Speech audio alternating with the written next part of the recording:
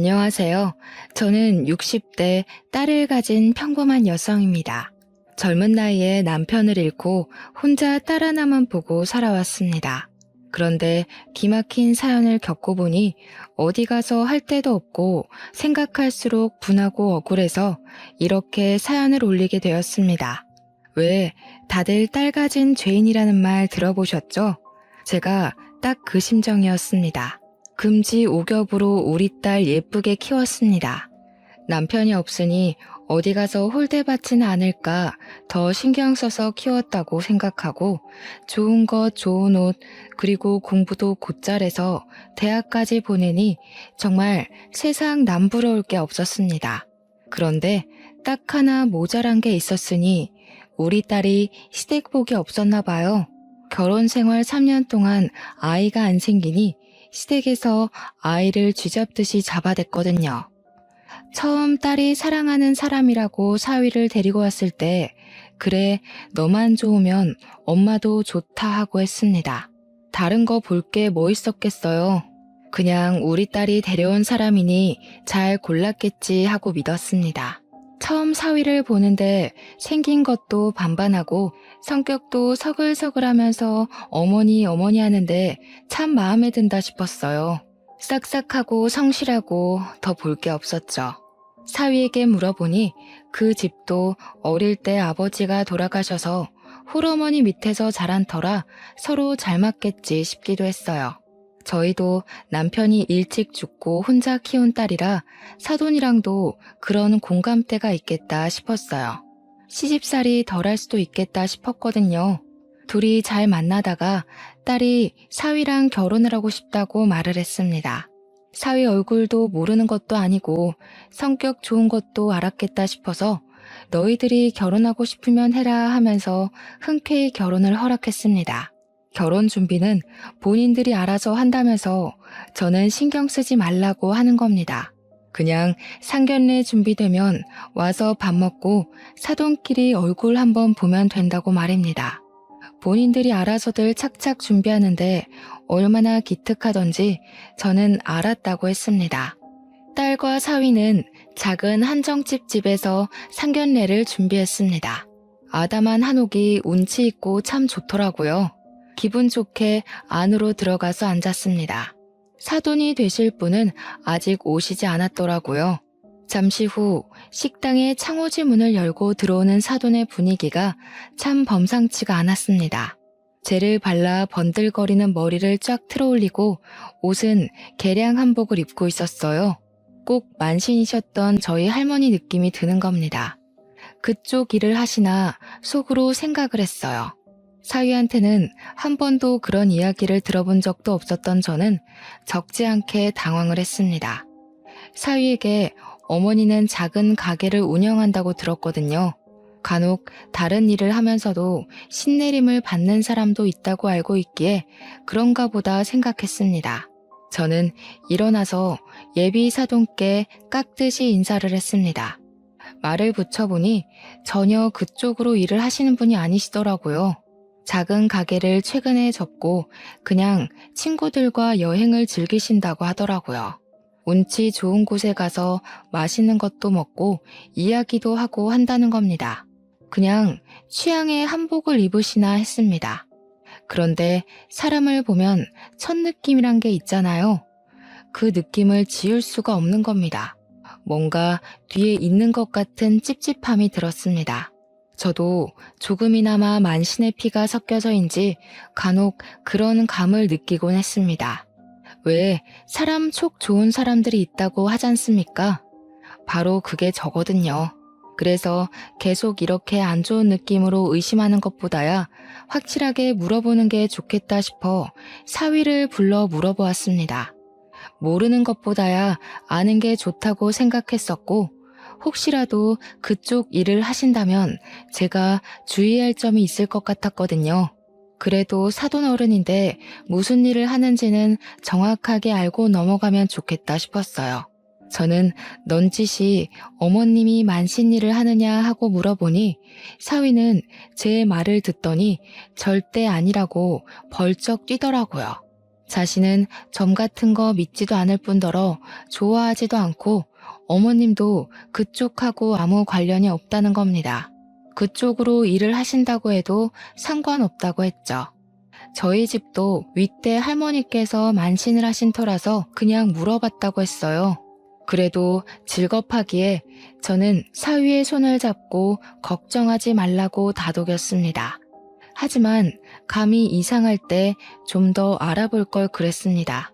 그래도 살아온 세월로 느끼는 감이란 게 있는 건데 왜 그렇게 대충 물어보고 놓쳐버렸는지 나중에 후회하게 될 줄 누가 알았겠어요. 딸은 사위와 무사히 결혼도 하고 작은 아파트를 얻어 둘이 오손도손 정말 잘 지냈습니다. 사위도 지극정성으로 딸을 챙겨주는 모습에 결혼 잘 시켰지. 그래 둘이 죽고 못 사는데 사랑하는 사람이랑 시켜야지 하고 안심하고 지냈습니다. 그런데 그렇게 잘 지내던 딸 부부에게 문제가 생긴 건 딸이 결혼한 지 3년 차에 일어났습니다. 결혼한 지 꽤 되어도 아이가 안 들어서니 딸도 스트레스를 받는지 얼굴이 점점 안 좋아지는 겁니다. 넌지시 딸에게 피임하고 있냐고 물어봤습니다. 그냥 안 생기는지 아니면 일부러 안 갖는 건지는 알아야겠다고 생각을 했으니까요. 딸은 피임을 안 했다고 하더라고요. 그때부터 저도 걱정이 되기 시작했습니다. 피임을 안 했는데 3년 동안 아이가 안 생기니 스트레스를 많이 받겠다 싶었어요. 사위는 아이를 아주 많이 원했고 참 좋아하는 사람이라는 걸 알았으니까요. 병원에 가서 검사라도 해봐라 다독여서 보냈더니 병원에 가서 검사도 해보았지만 둘 다 정상이라는 소리만 듣고 왔답니다. 병원에서 기다리면 생길 거라고 애 가지는 게 급하면 인공수정이나 시험관을 하라고 했답니다. 딸도 그럼 인공수정부터 한다고 하더니 어느 날 갑자기 안 하겠다고 하는 겁니다. 왜 그러냐고 물어봐도 대답이 없고 얼마나 답답하던지 원래 속에 있는 이야기를 안 하는 아이라 자기 속도 속이 아닌가 보다 하고 그냥 넘기길 반복했습니다. 조금 더 물어볼 걸 입 닫고 있는 것은 속이 골마간다는 건데 그때 저는 눈치를 채지 못했습니다. 하루는 딸이 찾아왔는데 기운도 없어 보이고 저에게 할 말이 있는 것 같은데 입을 꼭 다물고 말을 안 하는 게 아니겠어요? 그날뿐만 아니라 몇 번이나 저를 찾아와서 아무 말 안 하고 가기를 반복하더라고요. 무슨 일이 있냐 하고 다시 물어봐도 역시 아무 대답을 안 하는 겁니다. 속은 속대로 타들어가는데 물어봐도 대답을 안 하고 가니 무슨 일이 있나 보다 신경이 쓰였습니다. 그러다가 제게 사돈이 저희 집으로 찾아왔습니다. 개량 한복을 곱게도 차려입고 머리를 젤을 발라 틀어올린 사돈은 대뜸 제 앞으로 붉은 종이에 금색 글씨가 쓰인 부적을 여러 장 내려놓았습니다.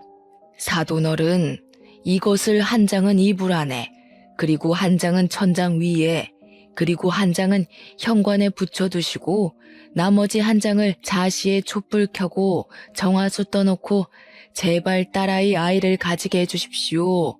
빌고 나서 촛불에 태워서 부적가루를 정화수에 띄워서 드시면 됩니다. 저는 황당해서 두 눈을 동그랗게 떴습니다. 부적을 몸에 두르고 집에 붙이는 것도 찝찝한데 빌고 태워서 먹으라니 정말 거부감이 생기더라고요. 그것도 무슨 부적인지도 모르는 걸 말이죠. 저는 정중하게 거절을 했습니다. 죄송합니다, 사돈어른. 제가 그런 걸 믿지 않아서요. 이렇게 많은 부적은 필요도 없고 제가 그런 걸 안 좋아하니 그냥 가져가시는 게 좋을 것 같습니다. 제가 그렇게 말하니 사돈의 얼굴이 금세 울그락 푸르락 달아오르더라고요. 사돈이 이렇게 무심하게 있으니까 며느라기한테 애가 안 들어서는 거 아닙니까? 제가 매일같이 신령님께 빌고 장군님께 치성을 드리면 뭐합니까? 여기서 다 제 공덕이 빠져나가는 걸요. 아무 말 하지 마시고 한번 해보세요. 아이들을 위하는 일이니까요. 장군님은 뭐고 신령님은 다 뭡니까? 사위 말로는 그쪽 일은 안 하신다고 들었는데요. 그런 걸로 애를 가질 수 있었으면 조선시대 사람들은 애 못 낳는다고 쫓겨나는 사람도 없었겠네요. 그리고 저도 그쪽으로 조상님이 있어서 잘 알고 있습니다. 사람 일 공덕으로 될 일이 있고 안 될 일이 따로 있는 겁니다. 가지고 돌아가세요. 거보세요. 그렇게 생각하니 애가 안 생기는 거라고요.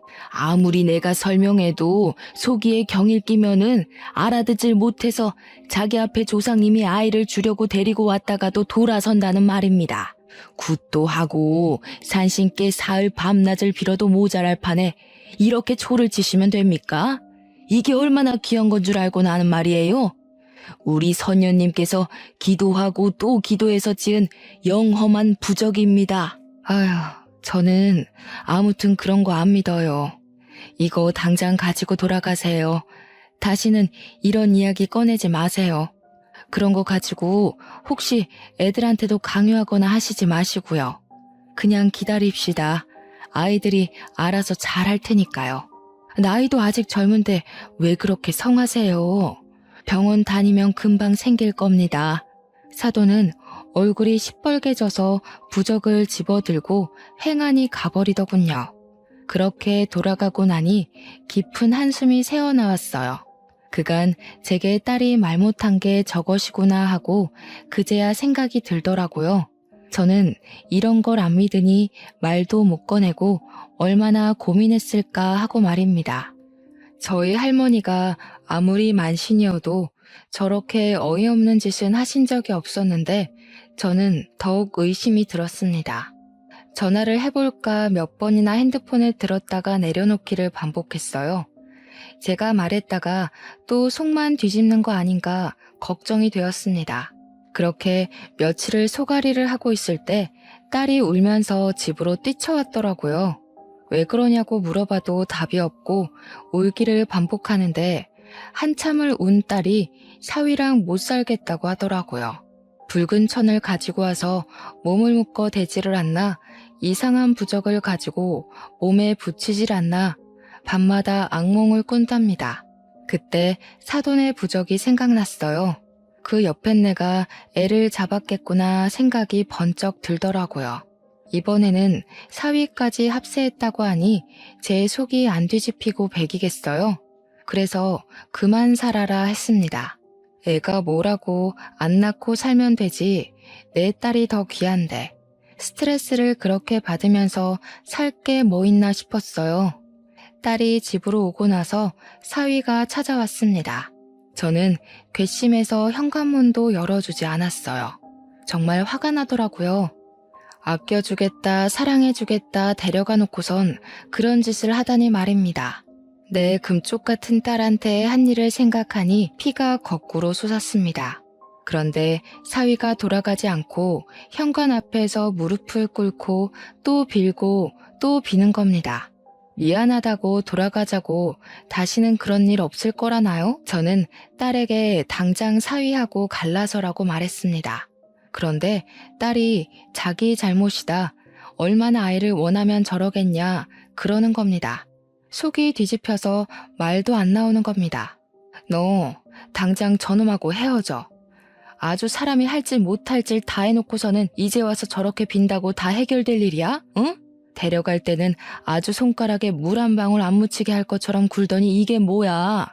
사람을 아주 우습게 알아. 그만해 엄마. 다 내 잘못이야. 아이를 워낙 좋아하는 사람인데 결혼 3년 동안 임신의 임자 근처도 못 갔잖아. 보통 착상이라도 해서 유산이라도 해보는 건데 나는 그런 것도 없고 얼마나 간절했으면 그랬겠어. 그게 왜? 네 잘못이야. 아이 안 낳고 사는 부부들은 다 이혼하고 갈라서야 한다던? 둘이서만 재미지게 아주 잘도 살더라. 여행 다니고 취미 즐기고 너는 젊은 애가 돼가지고 생각은 구한말 사람처럼 구는 거냐? 내가 너 그렇게 살라고 공부시킨 줄 알아? 사위는 제 언성이 높아지자 현관문을 두드리며 울부짖는 게 아니겠어요. 장모님, 제발 문 좀 열어주세요. 저 그 사람 얼굴만 보고 돌아가겠습니다. 제가 잘못했습니다. 아이 없어도 저 그 사람 사랑합니다. 정말입니다. 그 사람 닮은 딸 하나 낳고 살고 싶어서 그랬습니다. 제발 문 좀 열어주세요. 다시는 그런 일 없게 만들겠습니다. 제가 다 책임지겠습니다. 제발 그 사람 얼굴 한 번만 보게 해주세요. 됐네. 아무리 아이가 가지고 싶고 원해도 그렇지 어떻게 그럴 수가 있는가? 그런 것 가지고 아이가 생긴다던가? 아이를 원하면 병원을 다니면 되지 않아. 왜 병원을 못 가게 하고 이런 사단을 만드냔 말이네. 돌아가. 속에서 천불이 나서 저는 정말 냉정하게 사위를 내쳤습니다. 딸아이가 돌아간다고 해도 저 집안이랑 엮이면 될 일도 안 되겠다 싶었습니다. 잘못된 방법으로 아이를 닥달하는 것을 보니 화가 치밀었어요. 딸아이에게도 절대 사위에게 갈 생각하지 말고 이혼하라고 신신당부를 하고 또 했습니다. 자기 속도 썩어 문드러지는지 방에서 나오지도 않고 울고만 있더군요. 그렇게 울다가 딸아이는 잠을 자고 또 잤습니다. 사람을 얼마나 들들 볶으면 사흘 밤낮을 잠을 자는지 안쓰럽고 가여워서 자고 있는 딸아이의 머리를 쓸고 또 쓸었습니다. 일단 딸아이가 심적으로 안정을 되찾으면 바로 이혼하라고 다시 말할 생각이었습니다. 딸아이야, 사위와 한 입을 덮고 살았으니 독한 맘 먹고 못 꺼내낼 수 있지만 저라도 독한 맘을 먹고서 이 결혼을 끝내야겠다고 생각을 하고 있었으니까요. 하지만 일이 사람 뜻대로 되나요? 그날은 딸을 몸보신 시켜야겠다는 생각으로 멀어도 그날 잡은 소를 파는 시장으로 가서 고깃감을 사왔습니다. 뼈는 폭 고아서 사골 해먹이고 고기는 딸아이가 좋아하는 갈비를 할 생각이었거든요. 집 현관문을 열고 들어왔는데 집안이 난장판이 되어 있는 겁니다. 누가 도둑이 든 것 마냥 어질러진 집안을 보고 놀라서 딸아이 방을 벌컥 열었습니다. 하지만 그곳에 딸아이는 없었습니다. 너무 놀라서 손이 덜덜 떨리는 게 아니겠어요? 빨리 핸드폰을 찾아서 딸아이에게 전화를 걸었습니다. 하지만 받지를 않는 겁니다. 몇 번을 해도 딸도 사위도 전화를 받지 않았습니다. 순간 경찰에 신고를 해야 하나 아니면 기다려봐야 하나 별별 생각이 머릿속에 스치더군요. 하지만 이렇게 집이 어질러진 것을 보고 가만히 기다리고 있을 수만은 없었습니다. 그때 딸에게 짤막하게 단문의 문자가 왔습니다. 엄마, 나 집으로 돌아갈게. 걱정하지 말라고 말입니다. 그것을 보고 억장이 무너져 내리는 겁니다. 다시 그 집으로 기어 들어가다뇨. 시장 봐온 것을 다 내동댕이 치고서 밖으로 나가 택시를 잡아 탔습니다. 딸아이 집이라도 가봐야겠더라고요. 딸아이 집에 도착해서 현관문을 두들기니 딸아이와 사위가 얼굴을 빼꼼 내밀면서 밖으로 나오더군요. 입가에 미소까지 띠면서 말입니다. 저는 딸의 손을 잡고 집으로 돌아가자 설득을 했습니다. 너 여기서 뭐 하는 거니?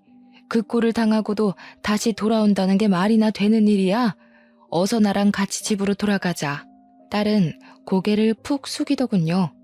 손을 꽉 쥐고 작게 웅얼거렸습니다. 죄송해요, 엄마. 아무리 생각해도 지금 이혼은 아닌 것 같아요. 다시 그 사람이랑 시작하고 싶어요. 그 사람도 다시는 그런 짓 안 한다고 저한테 싹싹 빌었어요. 우리 다시 아이 가져보기로 약속도 했고, 저 아직 그 사람 사랑해요. 저 그 사람 없으면 못 살 것 같아요. 그 말을 듣는데 애간장이 녹아내리더라고요. 이 못난 거사, 지금 그걸 말이라고 하니? 다시는 그런 일 없을 거라고 어떻게 보장을 하니? 당장 돌아가자. 어서 이 집안이랑 인연을 끊어야 네가 살지. 안 그러면 말라 죽을 거야. 어서 돌아가자. 어서. 장모님, 정말 걱정하지 마세요. 저희가 더욱 노력하겠습니다. 이 사람 몸 추스르면 다시 아이도 가져볼 생각입니다. 아무 걱정하지 마시고 돌아가세요. 저는 사위의 얼굴을 보고 머리가 쭈뼛 섰습니다. 어떻게 딸에게 그런 짓을 하고 다시 아이를 가진다는 말을 하는지 이해가질 않았어요. 아니, 그 꼴을 하고도 또 아이를 가진다는 말을 하는 거야? 아이 없으면 우리 딸이랑 못 살아? 아직도 정신을 못 차린 거지. 당장 가자. 어서 가. 엄마랑 같이 돌아가, 혜선아. 저는 딸의 손목을 휘어잡았습니다. 당장 그 집에서 딸아이를 데리고 나오고 싶었으니까요. 하지만 저희 딸은 제 손에서 손목을 비틀어 빼내더군요. 엄마, 제발 그만. 내 인생이야. 내가 이 사람이랑 더 살겠다는데 제발 그만하고 돌아가요. 나 이 사람하고 계속 살 거야. 정말 기가 막히고 코가 막히더라고요. 아무리 부부싸움은 칼로 물베기라지만 그 꼴을 당하고도 제 딸은 사위 옆에 있겠다고 하더군요. 아무 말 못하고 저는 거기까지 가서 딸 집에 들어가지도 못하고 돌아서 나와야 했습니다. 돌아오는 버스 안에서 울고 또 울어야 했습니다. 그래도 어쩌겠어요. 다 키운 딸이고 자기 스스로 사위 옆에 남아있겠다고 하니까 그냥 내버려 둘 수밖에요. 저는 그렇게 집으로 돌아와 평범한 일상으로 돌아왔습니다. 가끔 딸에게 무슨 일 없냐, 별일 없냐 물어볼 뿐 더 이상 둘 사이의 일에 끼어들지 못하겠더라고요. 잘 지내길 빌 수밖에요. 하루는 밖에 볼일을 보러 가는데 딸아이에게 전화가 온 겁니다. 전화를 받았더니 딸이 기쁜 목소리로 엄마 나 임신했어 하는 게 아니겠어요. 하늘도 무심하지 않으셨는지 제 딸아이에게 아이라는 축복을 내려주셨습니다. 됐다 됐어. 이제 고생 끝났다 싶었습니다. 이게 모두 아이를 못 가져서 생긴 일 아니겠어요. 이제 우리 딸 고생이 끝났다 하고 생각했죠. 몸 관리 잘해라. 잘 먹어야 한다. 항상 조심해야 한다. 무리하지 마라. 저는 딸아이에게 당부 또 당부를 했습니다. 그동안 고생한 딸을 위해 뭐라도 해먹어야겠다는 마음으로 음식을 한가득 준비해서 전화를 했습니다. 특별히 산모와 태아에게 좋다는 보약도 지었죠. 혜선아, 엄마야. 엄마 지금 갈게. 지금 집에 있는 거지? 엄마가 너 좋아하는 장조림이랑 깻잎김치랑 산모랑 태아에게 좋다는 보약까지 지어가니까 조금만 기다려. 무리하지 말고.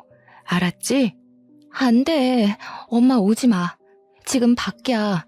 그러니까 와도 나 없어. 그리고 그런 거 안 챙겨줘도 나 김서방이 잘 챙겨 먹이고 있으니까 걱정하지 말고 가져오지 마. 알았지?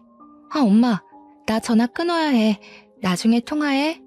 그렇게 말하며 전화를 끊어버리는 겁니다. 전화를 그렇게 끊었어도 저는 딸 집으로 향했습니다.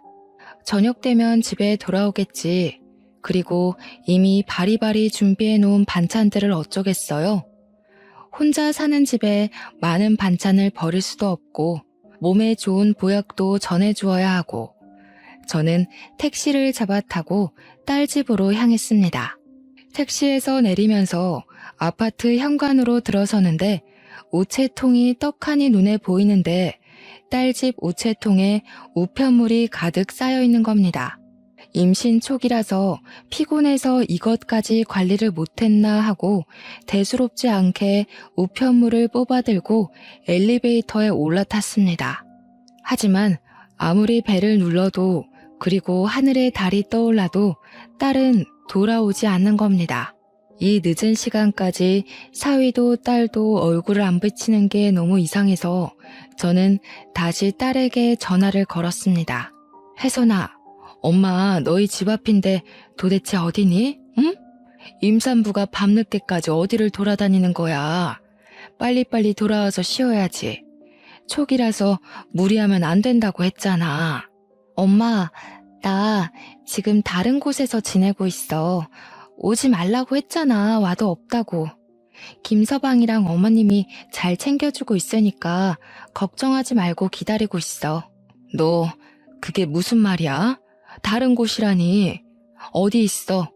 너 지금 너희 시어머니랑 같이 있는 거야? 도대체 어딘데 엄마에게 말을 못해. 빨리 말해. 걱정하지 마, 엄마. 어머님이 우리 아이 잘 크라고 신령님께 치성 드리러 있어. 이렇게 하면 아이도 잘 크고 건강하게 태어난대. 너무 걱정하지 말고 기다리고 있어. 그만 끊을게. 딸은 다시 전화를 끊어버렸습니다. 등골이 오싹해지는 것이 온몸에 소름이 돋아오르기 시작하더라고요.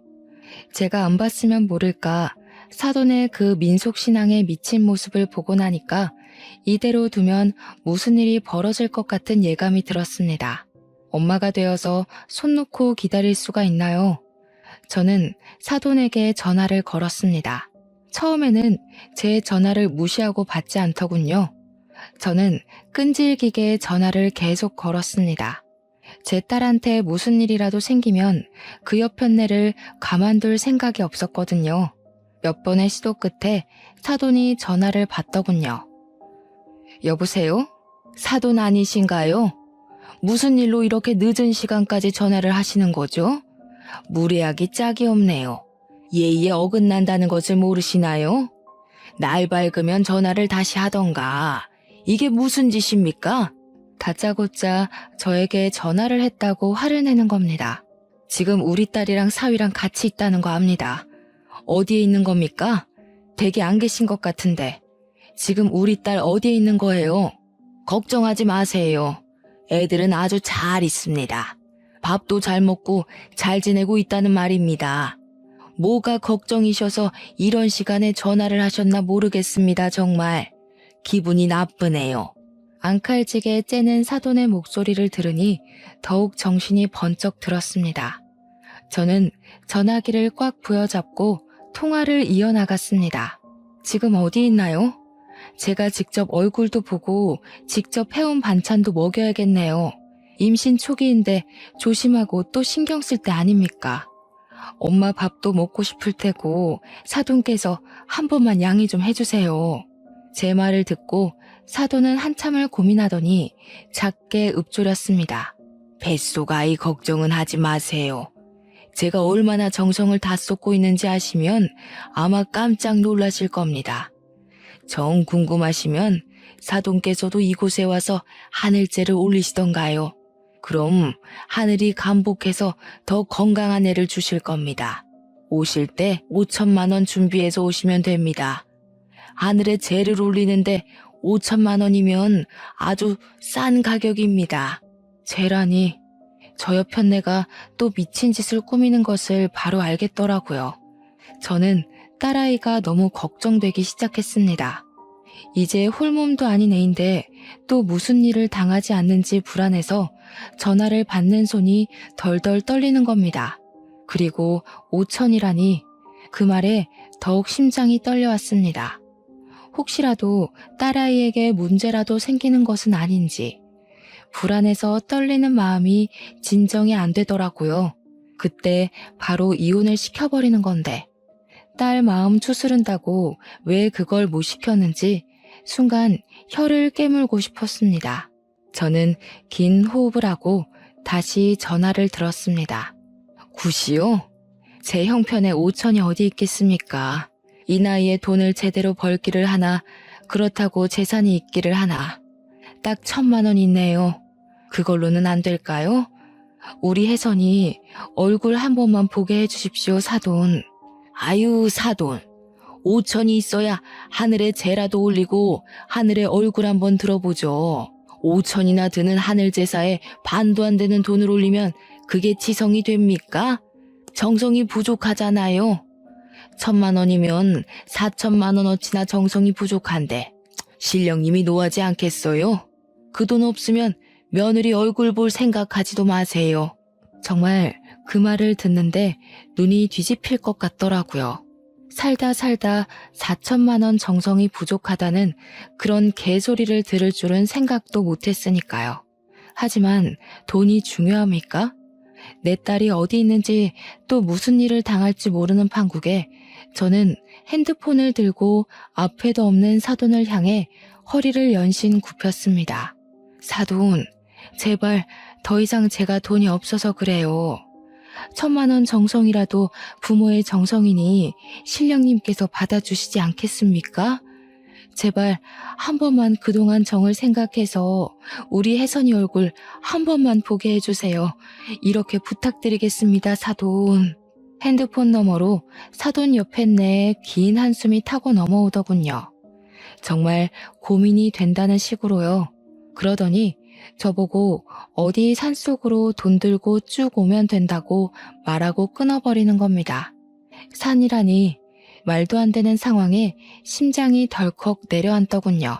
이것들이 미쳐도 제대로 미쳤다는 것을 그때 알겠더라고요. 혹시 모르니 저는 다음날 당장 은행으로 찾아갔습니다. 그동안 모았던 적금을 해약하니 정말 딱 1,000만 원이 나오더군요.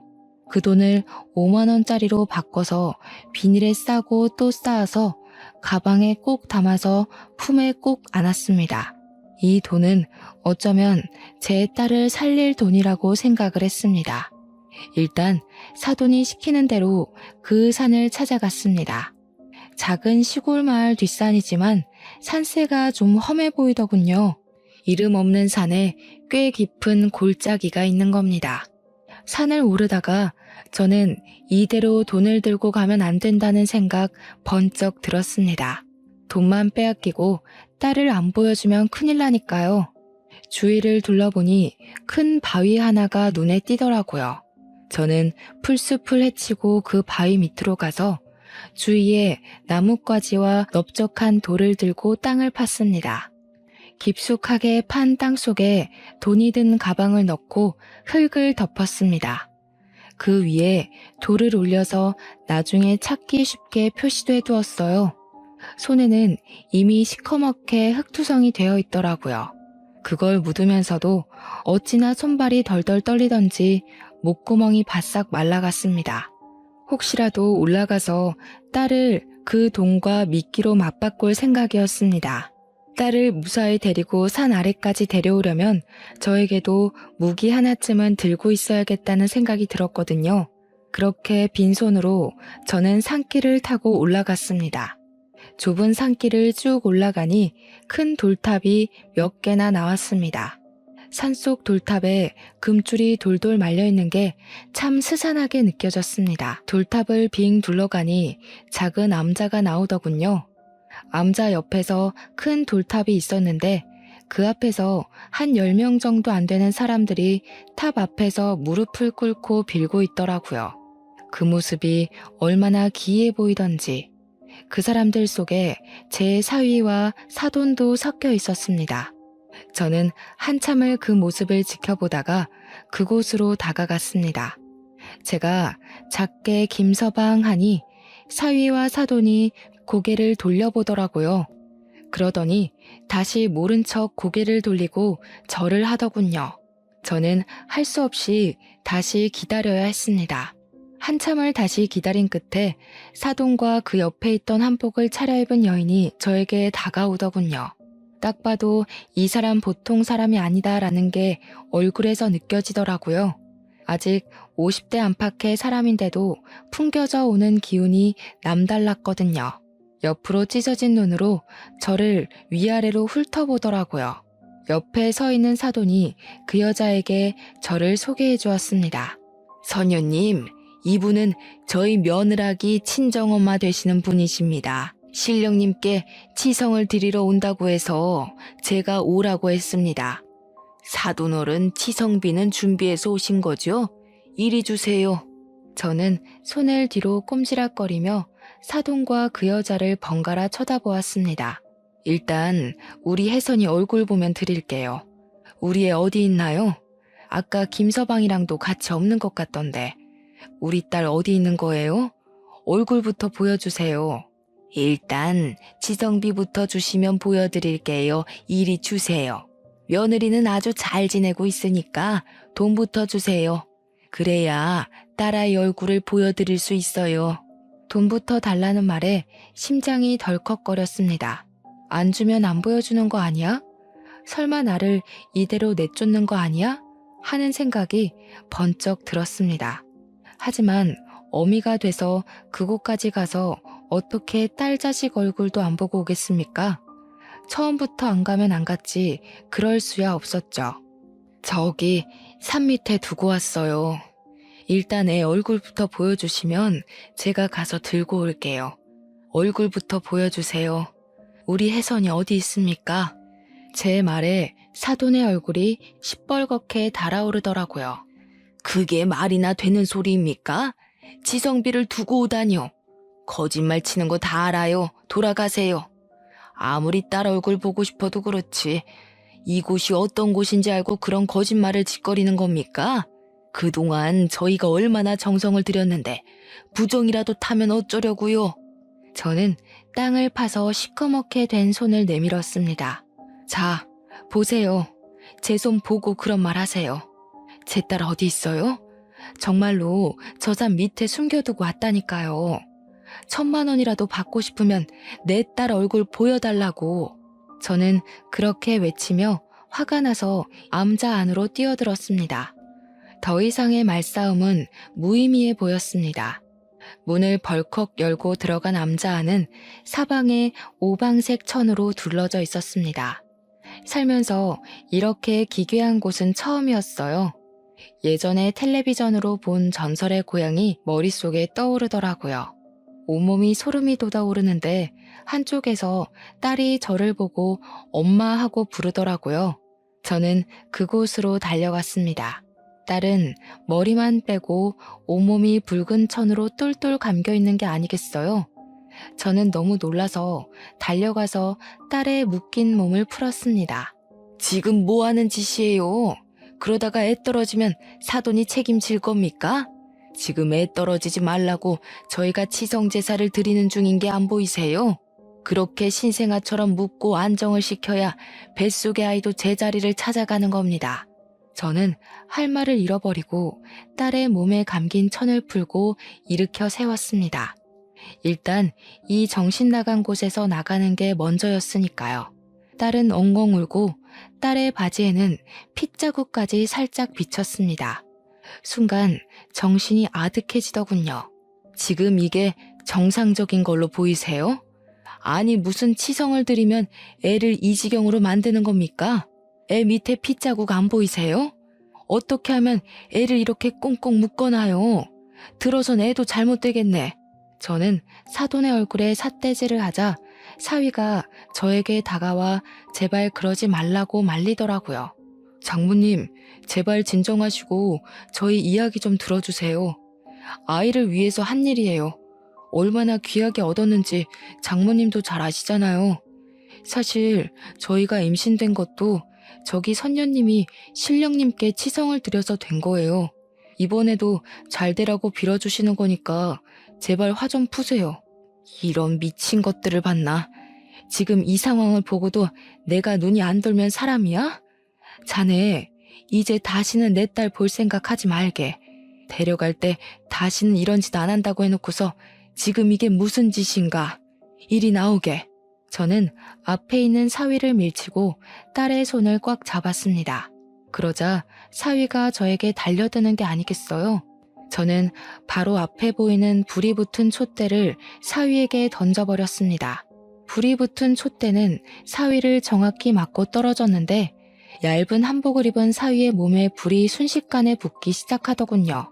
얼마나 싸구려 천을 썼으면 그렇게 쉽게 붙는 건지. 사위가 대굴대굴 구르고 난리가 나니까 사돈이 아들을 눕혀놓고 불 붙은 곳을 발로 밟는 게 아니겠어요? 선녀라는 여자는 떠다 놓은 정화수를 사위에게 끼얹고 난리가 났습니다. 저는 그 난리를 틈타서 딸의 손을 꽉 잡고 그곳을 빠져나왔습니다. 밖에 있는 사람들도 불이 나자 허둥지둥 물을 뿌리기에 급급했습니다.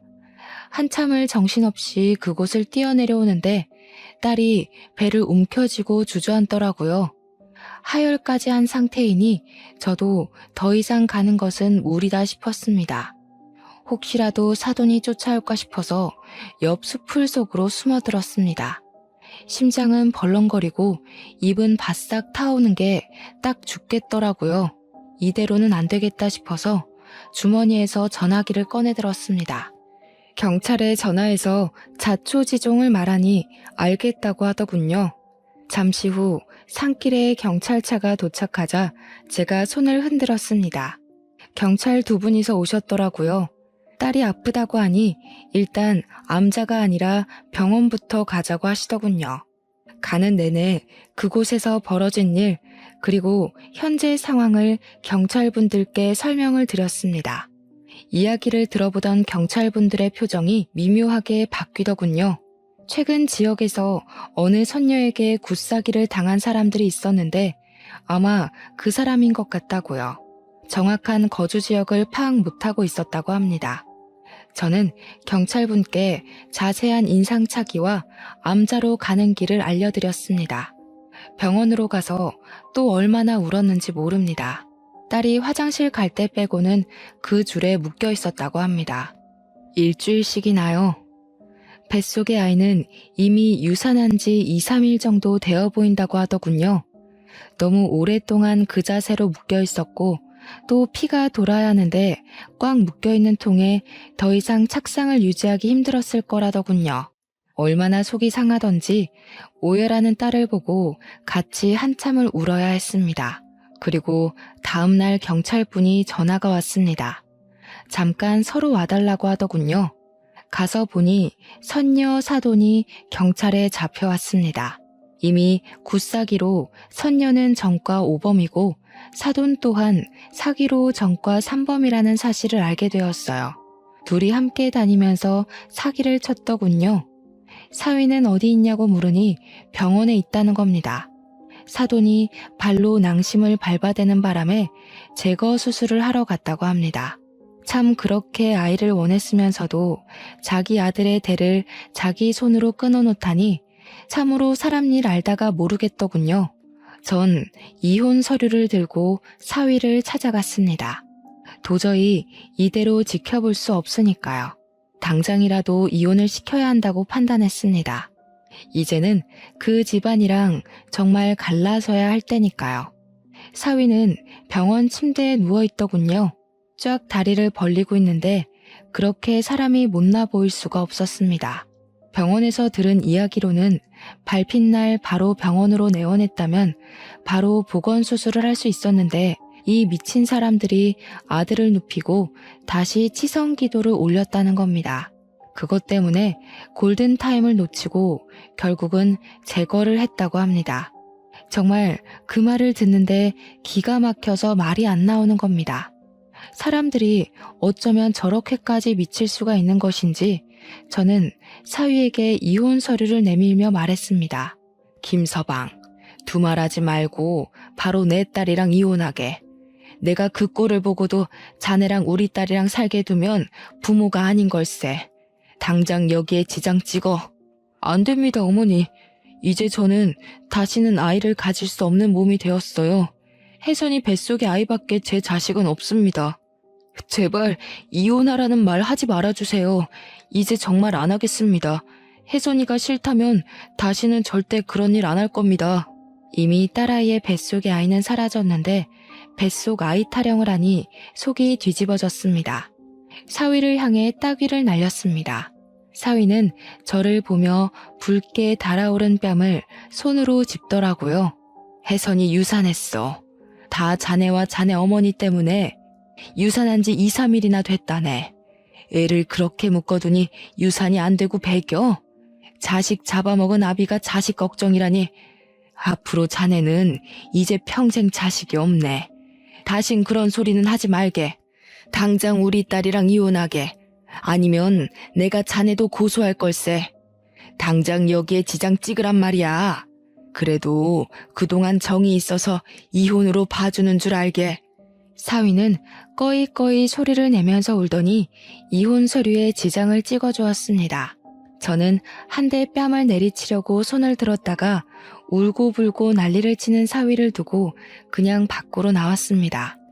경찰분들이 저의 1,000만 원도 찾아다가 돌려주셨네요. 어찌나 감사하던지 손을 잡고 한참을 감사하다고 인사를 드렸습니다. 딸에게 왜 그때 집에서 사위에게 돌아갔냐고 하니 사위와 사돈 그리고 그 선녀가 와서 귀신을 씌운다고 협박을 하더랍니다. 엄마에게도 귀신을 씌울 거니까 곱게 따라가자고 했다네요. 그동안 악몽을 꿨던 탓에 안 따라갈 수가 없었답니다. 저는 딸의 손을 꽉 잡고 그 사람들에게는 그런 실력이 없는 사기꾼이라고 말해주니 저를 끌어안고 엉엉 울더군요. 얼마나 무섭고 힘들었을지 억장이 무너져 내렸습니다. 딸은 부디 한동안 트라우마로 치료를 받아야 했습니다. 자식 잃어버린 게, 그것도 그렇게 어이없이 소중한 생명을 잃어버린 게 꼭 자신 잘못이라고 하더군요. 저는 딸에게 몇 번이나 괜찮다 괜찮다 다독이며 안심을 시켰습니다. 저 또한 아이 못 가진다고 타박하는 시댁에서 더 빨리 딸을 데려오지 못한 게 제 딸을 아프게 만든 것은 아닌지 몇 번을 곱씹고 또 곱씹어 속으로 삼키고 인내해야 했습니다. 저 일은 벌써 몇 년 전 일이 되었습니다. 참 인생은 새옹지마라는 말이 있잖아요. 그래도 딸은 잘 이겨내고 지금은 새로운 남자를 만나 아들 하나 딸 하나를 낳고 살고 있습니다. 하지만 제 딸은 과거의 일은 입 밖으로 꺼내는 일이 없습니다. 꼭 기억에서 지워버린 듯 그 몇 년의 시간은 절대 꺼내지 않더군요. 차라리 다행이다 싶으면서도 아직도 아파하는 것을 알기에 억장이 무너집니다. 남의 귀한 자식 피눈물 흘리게 하는 것들은 반드시 자기 눈물에서 피눈물 흘릴 날이 있다고 생각합니다. 뿌린 대로 거둔다는 말이 있잖아요. 천벌을 받아야죠. 여러분도 딸이 사랑하는 사람 데려오면 그 사람만 보지 말고 집안 어른들도 꼼꼼히 살펴보았으면 좋겠어요. 의심스러운 건 물어보고 확인하고 그래야 한다는 걸 마음 깊이 깨닫고 다시는 저 같은 실수 안 하셨으면 하는 마음에 이렇게 사연을 올립니다. 들어주신 여러분 정말로 감사합니다.